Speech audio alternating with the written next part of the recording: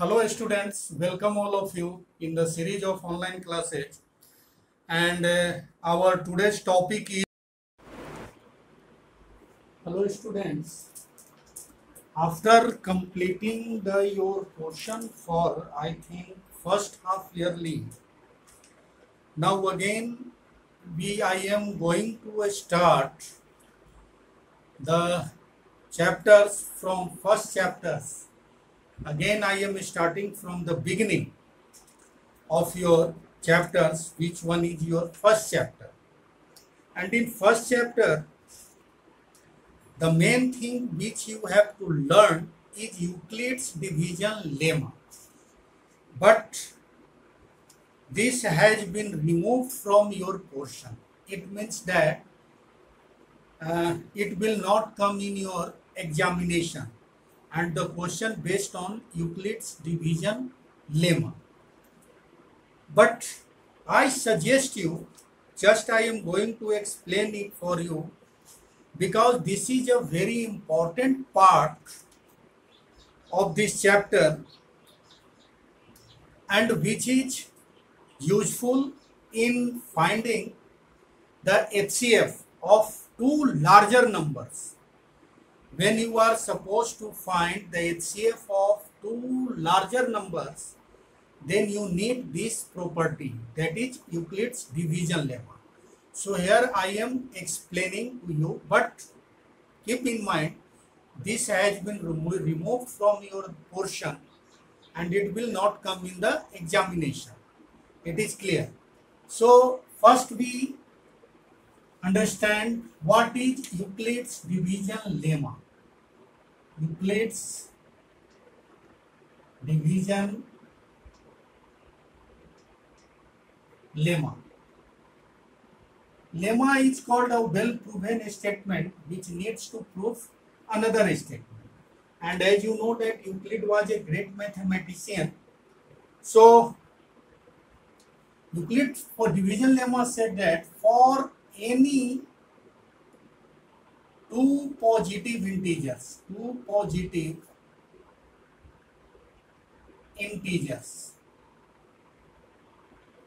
say for any two positive integers a and b,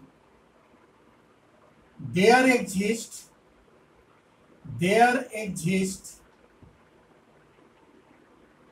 or you can write here where a is greater than b, there exists q and r such that a equals to bq plus r, where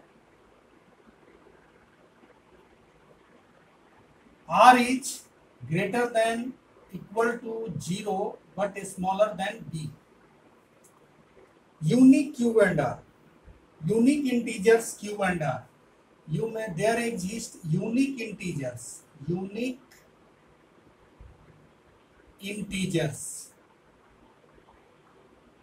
Yes. What does Euclid's division lemma say? Euclid's division lemma saying that for any two positive integers, we assume a and b are any two positive integers, where a is greater than b, there exist unique positive integers, there exist unique integers q and r such that which can satisfy this a equals to bq plus r, where the value of r must be greater than equal to 0 but always less than b. So this is Euclid's division lemma. Children, here in this class you have to learn the Euclid's division lemma for two positive integers only. The integers must be positive, but it is also true for the negative integers, which is beyond of your class. So here you have to keep one thing in mind, for any two positive integers, suppose a and b, where A is greater than B, and there exists a unique integers Q and R such that A equals to BQ plus R, where the value of R is greater than equal to 0 but smaller than B.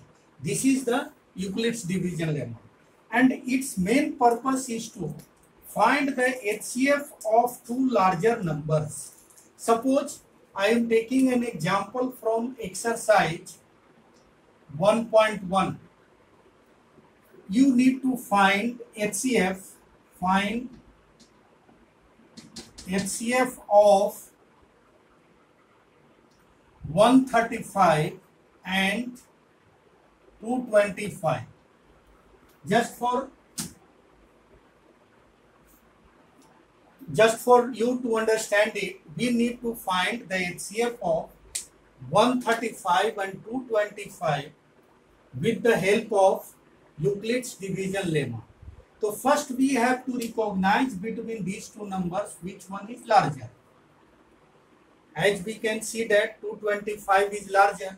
So just you suppose write 225 at the position of A.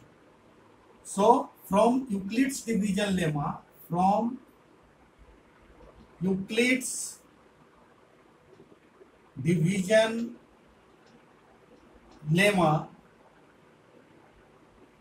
just you substitute the larger number at the position A, that is 225 equals to, and a smaller number at the position of B, that is 135.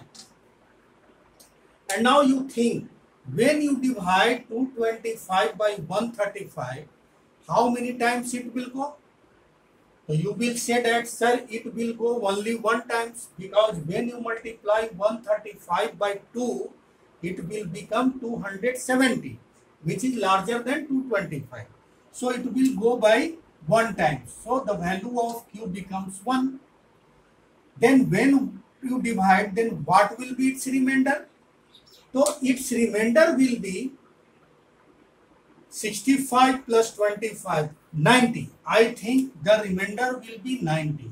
135 plus 90 will be 225. Now in second step, what you have to do, now you have to compare between 135 and 90. So 135 is greater. So put 135 at the place of A and put this 90 at the place of B. And then you think, by how many times 135 will go by 90? Then you will say that, sir, 92 is 180 and 180 is greater than 135. So it will go by 1 time. So it will be here 1 again. And so now what will be remainder? So remainder will be 10 plus 35, that is 45. 45 will be remainder. Now same process you repeat. Now you compare between this 90 and this 45. 90 is the larger number. So put 90 at the place of A and put 45 at the place of B. Now from 45, 90 will go by 2 times. 45 to 90. And in this case, your remainder becomes 0. So when you got the remainder 0, then your process will be stopped. When this process will be stopped, when you got the remainder 0. And the last value of B, the last value of B is this, which is your required HCF. HCF equals to 45, which is last value of B. So this is the way, this is the simple way to find the HCF of two given numbers by the two given positive numbers by the Euclid's division lemma. If you have to write it in problem, then you can simply divide it by your general method, 135 into 225. So divide it, it will go 1 times, 135. So when you subtract, it will be 0, 9. Again you divide 90. 135 by 90, again it will go 1 time. So it will be 4, 5, and again will 45 will 90 will divided by 40, it will go 2 times 90. So now it is 0. So on this basis also you can write this. First you write 225 equals to 135 into 1 plus 90. Secondly, you write 135, take this one and this one, 135 will become 90 into 1 plus 45. Up thereafter you have to take 90, so 90 will be 45 into 2 plus 0. So this is the last divisor, last value of B, so your HCF will be 45. So in this manner you can find the HCF, and this method is really helpful in finding the HCF of larger numbers. This one was a smaller number, but it is really helpful in finding the HCF of larger numbers. So this is the main thing which I want to discuss from exercise 1.1, and leaving the remaining questions. Now we come to the fundamental theorem of arithmetic. Fundamental theorem of arithmetic states that every composite number can be expressed as the product of primes, and their prime factors are unique. Order of the prime factors may change, but the prime factors will be unique. So this is also an important theorem, fundamental theorem of arithmetic. This is called fundamental theorem of arithmetic. Let's see what it says and what to do with the help of this. So our next topic is fundamental theorem of arithmetic.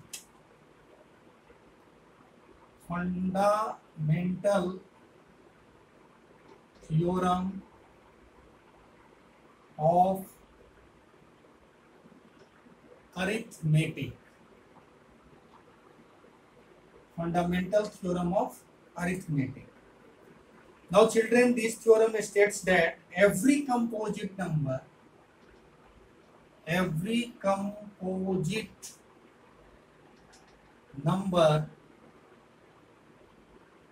be expressed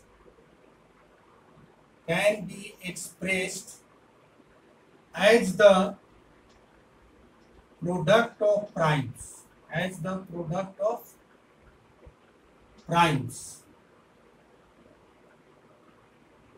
and this factorization is unique, and this factorization is unique. This factorization is unique apart from the order,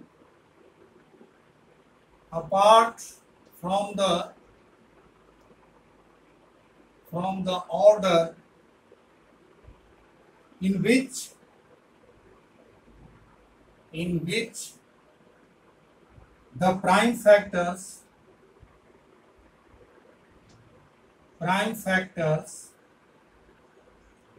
occurs. This is the fundamental theorem of arithmetic. Okay, this is the theorem. Now children, let us do express each of exercise. See exercise 1.2. The question 1 is very simple. Express each number as the product of prime factors. Suppose this is question number 1. The number is given 140. You have to do prime factorization of 140. So 140 divided by a smallest prime number. So it will go by 2. When you divide it 2, it will become 70. 2, 35, 5, 7. 7 is itself a prime number. So prime factorization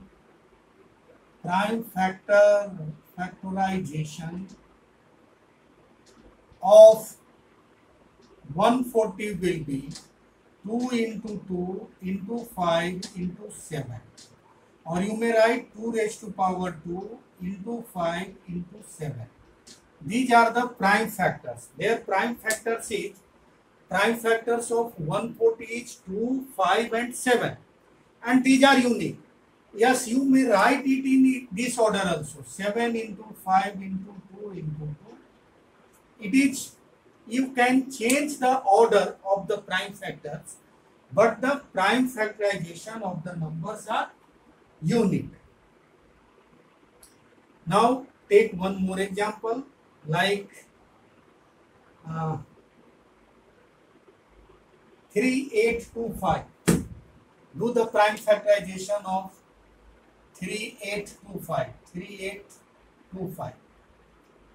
So 5 to 7 are sub 15, it will go by 3. So divided by 3, 3 1 ja 3, 3 2 ja 6, 2 2 3 7 ja 21, 3 5 ja. Again it will go by 3, 3 4 ja 12, and 3 2 ja 6, 1 5 3 5 ja 15. Now it will go by 5, 5 times 5 8 ja 40, 5 5 ja 25. Again it will go by 5, so it will be 17, and we know that 17 is again a prime number. So the prime factorization of it will be prime factorization of 3825 will be equal to 3 raised to power 2 into 5 raised to power 2 into 17. So in this way, children, you can do the prime factorization of the given numbers. So this is the method by which you can do prime factorization. Now the next question is, similarly you can take one more example, like 5005. You need to do the prime factorization of 5005. The number is your 5005. So prime factorization, when you do prime fact, it will go by 5 times. So it will be 1001. Now it will go by which number? I think it will go by 11. So 11 9 ja 99. 1 1. So it will be 1. Now it will go again by 7. So it will be 13. So I think this is the prime factorization